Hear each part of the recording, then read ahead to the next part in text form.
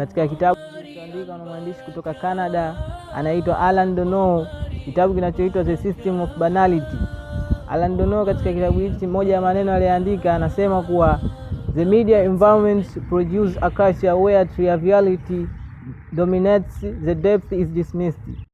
Mazingira ya vyombo vya habari yameleta tamaduni ambazo zinawafanya watu wanashindwa kutafakari jambo kwa kina na kulichukulia juu juu.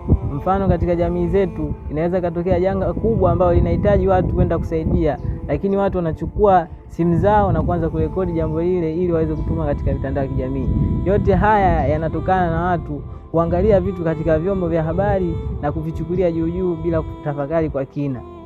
Jambo lingine, unakuta watu barabarani wanawashtukizwa kwa kuwatisha na vinyago, unasababisha watu wanafariki, watu wanapandisha pressure, na yote haya wanasababishwa na mazingira ambayo vyombo vya habari yameleta tamaduni ambazo watu wakiangalia wanachukulia juu juu tu bila kutafakari kwa kina.